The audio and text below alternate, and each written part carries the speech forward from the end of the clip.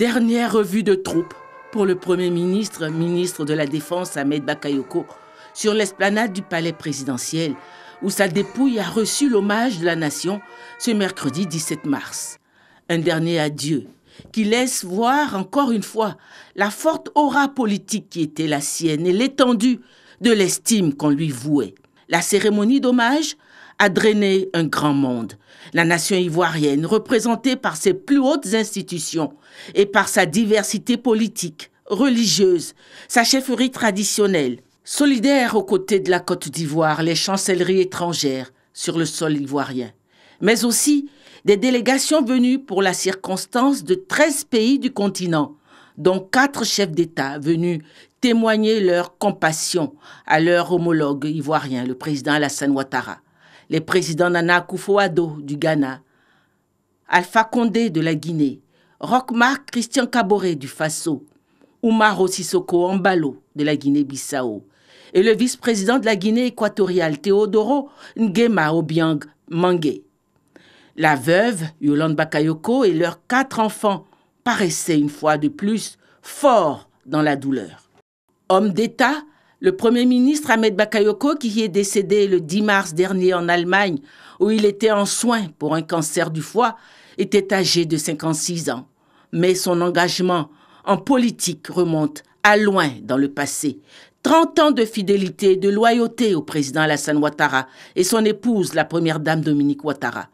2 témoignages sur l'homme politique et homme de cœur, philanthrope, mécène et bon vivant qu'il était, sont venus raviver le souvenir du défunt.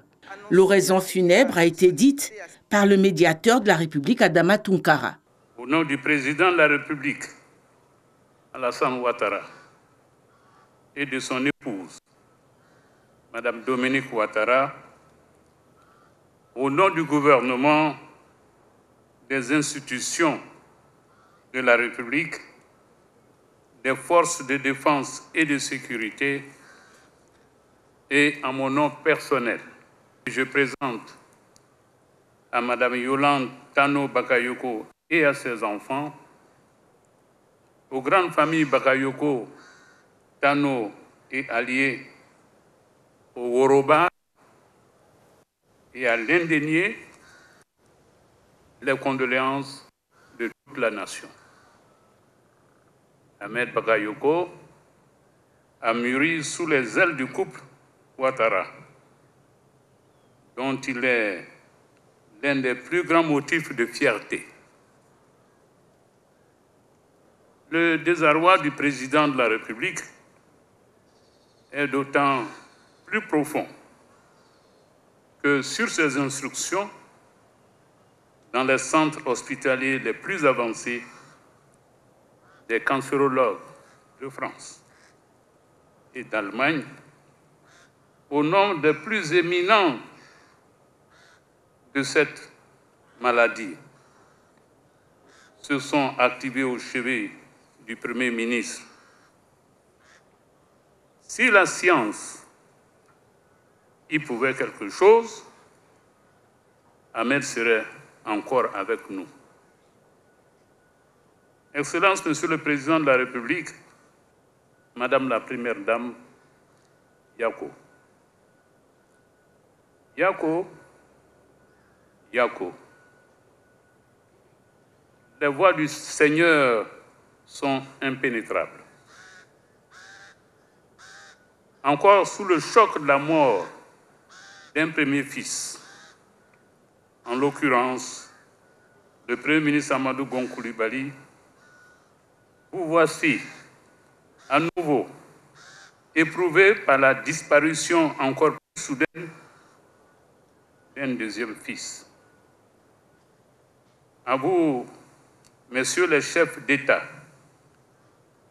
et de gouvernement ici présents, je voudrais adresser la sincère reconnaissance de la Côte d'Ivoire et pleurer pour la sympathie que vous lui témoignez en ce jour particulièrement difficile.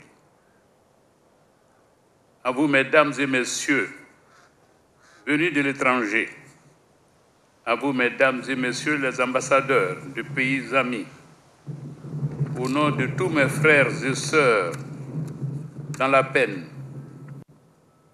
je vous adresse nos remerciements. C'est le lieu de rendre hommage au peuple Koyara pour son esprit d'ouverture et de tolérance. Population de Séguéla, nous mesurons la perte de l'homme d'État qui était Ahmed Bakayoko.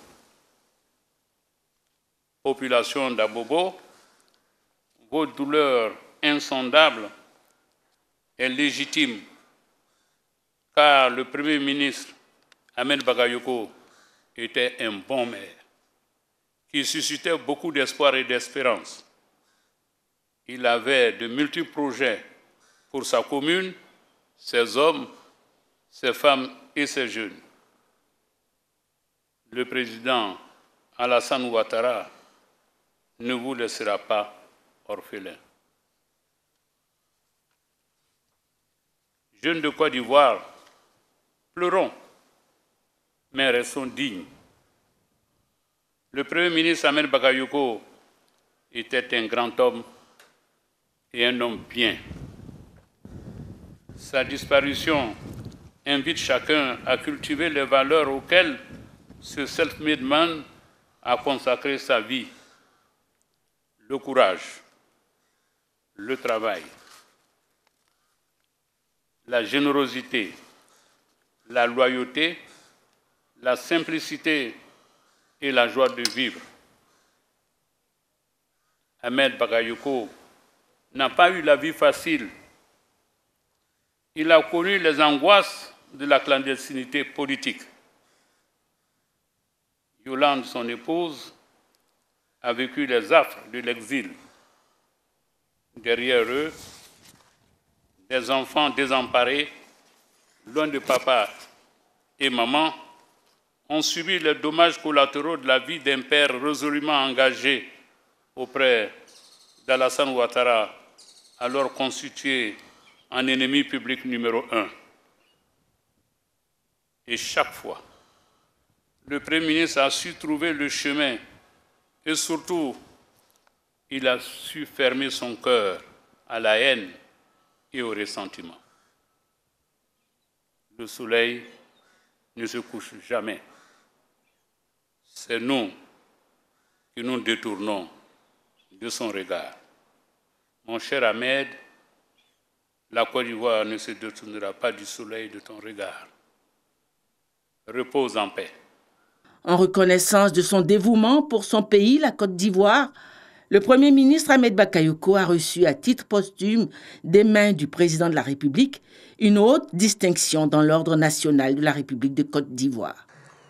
Premier ministre de Côte d'Ivoire, chef du gouvernement, ministre de la Défense, au nom du peuple, nous vous élevons à la dignité de Grand Croix de l'ordre national et nous confions à votre famille les insignes de votre dignité.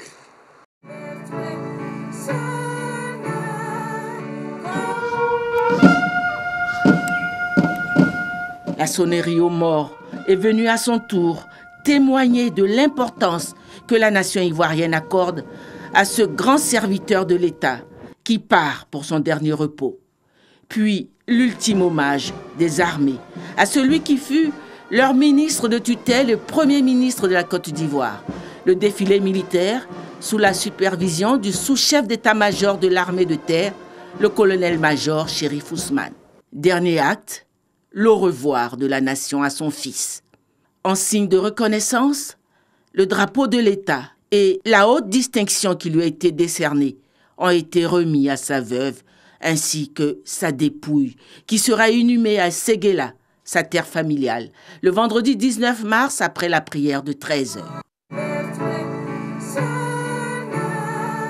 Adieu, Monsieur le Premier ministre. Adieu.